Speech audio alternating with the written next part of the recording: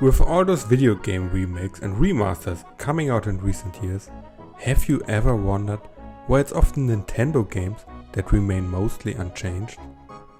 I mean, even after all those years, they are still fun to play and even fun to look at, with some of them dating back all the way to the Game Boy. How they managed to do it?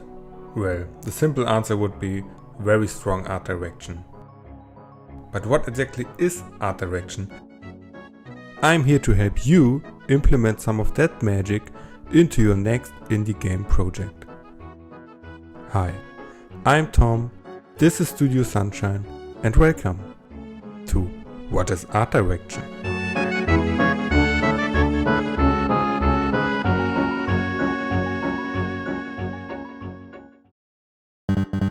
Now, before we start, let's get one thing out of the way. Obviously, art direction isn't only one thing. In the end, there's lots of stuff you can and can't do, but there's never really something you should or shouldn't do. Just keep that in mind. Nothing is set in stone, it's all fun and games, and in the end, it's video games we are talking about, so don't take yourself too seriously. That said, a strong art style should still be a number one priority for your next gaming project. It is the first impression that counts, right?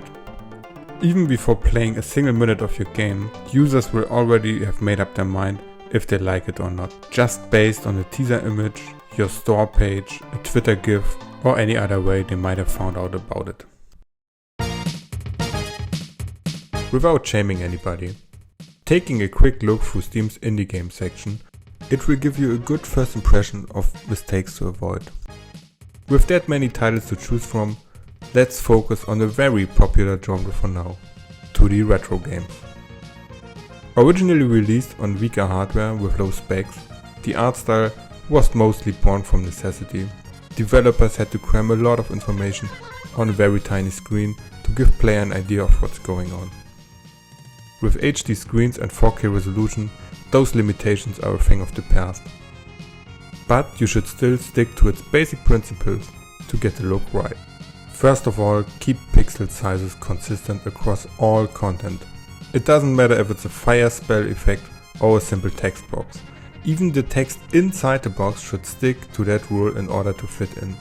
And if you decide that those effects should stand out more, at least make them wildly different to your base content. With that in mind, your game should immediately look more art-directed and less like a beginner's mistake. While we are trying to reduce repetition in game design, it can be a great tool when it comes to art direction.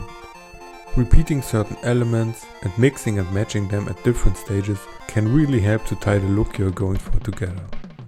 For example, let's say you have a cel-shaded outline on your main character.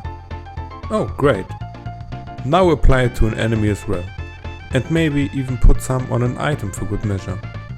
Certain items get a green outline, others a blue one. Wow, now you're almost halfway to a finished look. Especially when using pre-made assets, this technique helps a great deal with keeping everything consistent in the end. For that to work, the actual style is not important. 2D, 3D, hyper-realistic graphics, a cel-shaded look, or even a mix of traditional elements. All that matters is consistency. Even if you are just throwing 3 assets together, like most of us do, adjust them to your style to really make them fit inside your world. Because nothing makes gamers close your store page faster than seeing the same asset on the thumbnail they saw a few days ago in another game.